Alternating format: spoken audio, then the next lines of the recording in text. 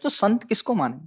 संत कौन महाराज जी? बाहरी वेशभूषा से देखा जाए तो कौन, और आंतरिक स्थिति से देखा जाए तो कौन महाराज जी? सबसे पहली बात है, तीन का जो विजयी होता है उसे साधु कहते हैं। सब पूरे शास्त्र के हम सार बात बता देते हैं। जो शास्त्रीय भाषा में कहते हैं पुत्रैषणा, वित्तैषणा और लोकैषणा, और शाब्दिक भाषा में कहते हैं कंचन, कामिनी और कीर्ति। जो काम पर विजय प्राप्त किए हैं और जो धन पर विजय प्राप्त किए हैं, धन पर विजय प्राप्त मतलब धन की आशा का त्याग किए हुए हैं, और जो मान कीर्ति की वृत्ति का त्याग किए हुए, उसे ही महात्मा कहते हैं, उसे ही महापुरुष कहते हैं। जो मदन, मद, मोह, मत्सर, इन पर विजय प्राप्त की। महाराज जी ये तो आंतरिक स्थिति हो गई। अभी हम जो संसार में सामान्य जीव हैं, आंतरिक स्थिति का ही बाहर प्रकाश होता है, यह बात समझ लो। घर में दीपक जलेगा तो खिड़की से बाहर से रोशनी पता चल जाएगी अंधेरा है कि प्रकाश है। व्यवहार में पता चल जाएगा। ड्रामेबाजी का व्यवहार अलग होता है, समझ रहे हो। अगर हम रुपया लेंगे ना तो तुम्हारे दिमाग नहीं बदल सकते, ध्यान रखना।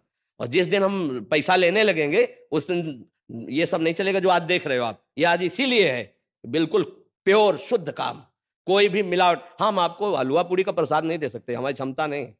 हम आपको गुलाब जामुन का प्रसाद नहीं दे, हमारे यहाँ प्रसाद नहीं बटता कभी, क्योंकि है ही नहीं तो बचे क्या। जो व्यवस्था है वो अपना किसी तरह उधर पोषण के, सब अपने धर्म से कार्य में लगे। महाराज जी बाहरी वेश से, जैसे आपने बोला एक तो मुंडन और एक ये, तो क्या ये किसी गुरु द्वारा ही प्रदत्त होता है? गुरु प्रदत्त, बिना गुरु प्रदत्त संन्यास या वेश नहीं धारण किया जाता। आज सैकड़ों लोग बिना गुरु प्रदत्त धारण। हाँ, थोड़ा सा वैराग्य आया, थोड़ी दाढ़ी बढ़ गई, वैराग्य का तो आया नहीं, तो नहीं तो गुरु शरण में होगा। थोड़ा सा प्रमाद आया, कायरता आई, और भेष परिवर्तन कर लिया, माल छानने को मिलेगा, पूजने को मिलेगा, रुपया मिलेगा, उन्हीं से नौटंकी नाटक होता है। और जब वैराग्य आता है तो फिर ये नहीं होता, फिर भगवत प्राप्ति की चाह होती है। और फिर जो ये वैभव होता है वो आखिरी बात होती है। जब सिद्ध हो गया, भगवत प्राप्त हो गया, काम हो गया, तो भगवान जगत मंगल में उतार देते हैं। ये प्रारंभ नहीं है, ये अंतिम होता है।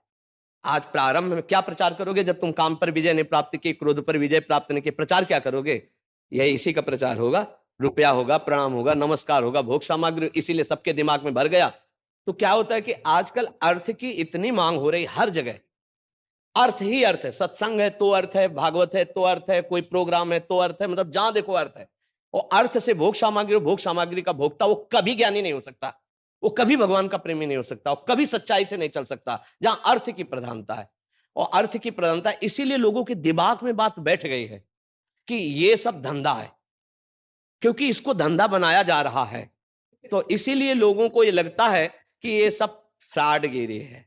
ये सब नहीं, भरोसो दृढ़ इन चरणन के रो। कभी भी संत महात्माओं ने अपने वचनों को नहीं बेचा है।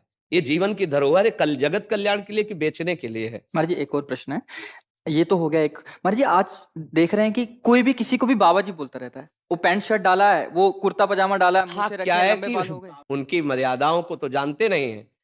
संत किसी के आगे भी लगा है, हमारे यहाँ दिखाई देता है, कभी पैंट शर्ट में होते हो, कभी पूरे संत भगवा ऐसे धारण किए होते।